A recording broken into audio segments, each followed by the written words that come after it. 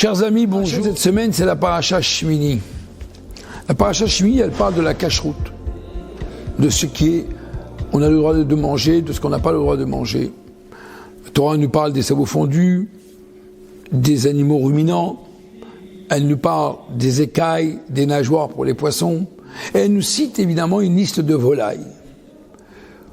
Et la Torah nous parle ici particulièrement d'un oiseau, qu'on appelle ça le shalach, qui est un animal.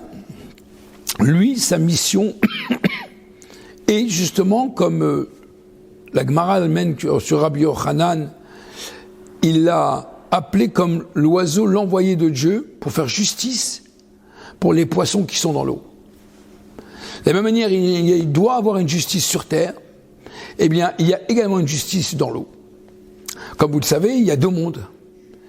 Il y a le monde que nous voyons, mais il y a un monde où il est caché et qu'on croit qu'il n'existe pas, mais en vérité, c'est un autre monde qui est sous l'eau.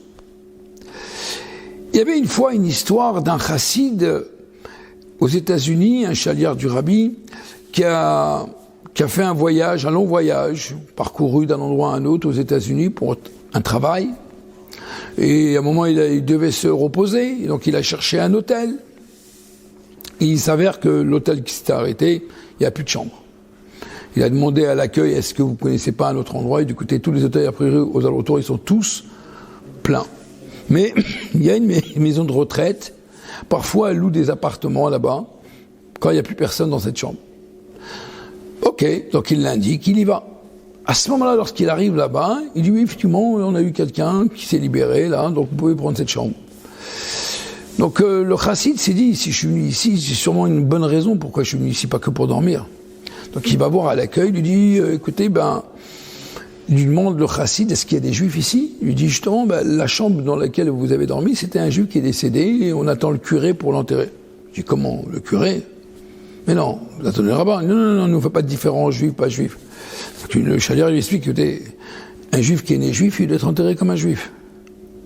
Et à ce moment-là, la discussion, elle vient, mais le responsable à l'accueil lui dit « Ok, donc je vous remets ce juif-là, vous vous en occupez. » Donc il essaye de trouver la communauté la plus proche, un cimetière, tout ce qu'il faut s'occuper. Une communauté dit « Nous, on ne connaît pas. » Il va voir une autre communauté. Effectivement, cette communauté, quand ils entendent le nom, ils s'aperçoivent qu'en vérité, ce juif-là faisait partie de cette communauté, mais depuis des années, il n'était plus dans cette communauté, il avait disparu. Et à ce moment-là, vous l'avez retrouvé, et donc il a été enterré comme un juif. Donc il a compris que finalement, il s'est arrêté dans cet endroit pour une bonne raison. Eh bien, c'est la même chose. Dans le monde dans lequel nous vivons, chacun y croit que puisqu'il ne voit pas Dieu, donc chacun fait ce qu'il veut. Il n'y a pas de justice sur terre. C'est les hommes qui décident. Eh bien, détrompez-vous les amis, la Torah et la Rashi ramènent Rabbi Yochanan.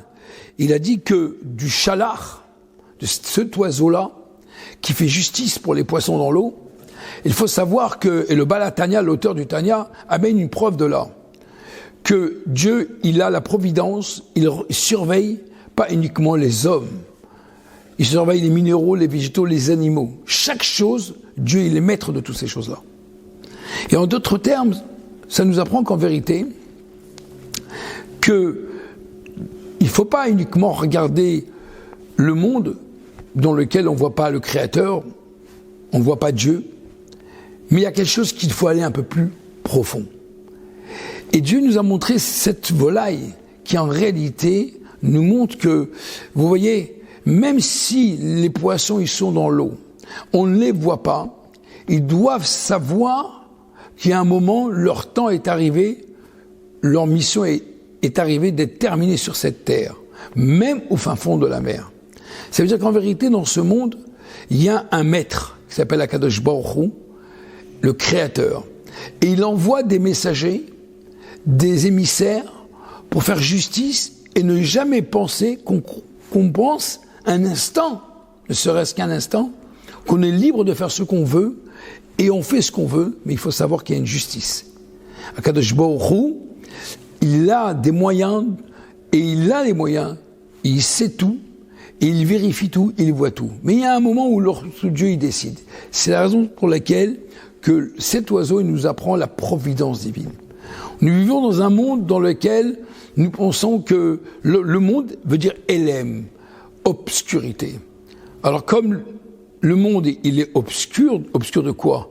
On ne voit pas Dieu. Donc on pense que le monde, il se dirige tout seul. Mais en vérité, Dieu, il a caché son nom dans la nature. Et en hébreu, nature, c'est Teva, c'est Tovea. Elle est plongée. Plongée dans le monde, vous ne la voyez pas, on ne la voit pas. Comme un objet qui est plongé dans l'eau. Mais c'est pas parce qu'elle est dans l'eau qu'elle n'existe pas. Il suffit de retirer l'eau et on voit la chose. C'est ce qui fait le shalach. Le shalach, lui, il plonge la tête dans l'eau et il arrête la vie de tel ou tel poisson parce que c'est son heure de vivre sur ce monde.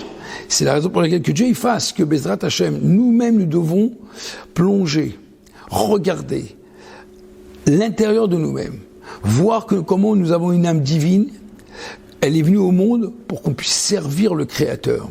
Dieu nous a donné une âme divine dans un corps, afin que notre corps et notre âme puissent travailler ensemble à servir le Créateur, à pouvoir raffiner, puisque nous sommes dans une période de Homer. Nous venons de commencer le Homer, et le but du Homer, ce n'est pas le deuil. Homer, c'est une mesure d'orge. Sphirata Homer, compter le Homer, raffiner son trait de caractère. C'est toujours plus facile de prier, plus facile d'étudier que de changer notre trait de caractère. Ça demande beaucoup d'efforts. C'est ça en vérité le rôle de cette semaine, que Dieu nous a mis dans une période où nous devons méditer, rechercher, chercher le profond de l'intérieur de nous, pas de ce qu'on voit, mais ce qu'on ne voit pas. Et c'est ça le but, que Dieu y fasse, que Dieu y puisse une fois pour toutes se dévoiler, Akadosh Baruch Hu nous montrer qu'on est son peuple et qui va nous libérer très prochainement de cet exil, très prochainement. Merci beaucoup.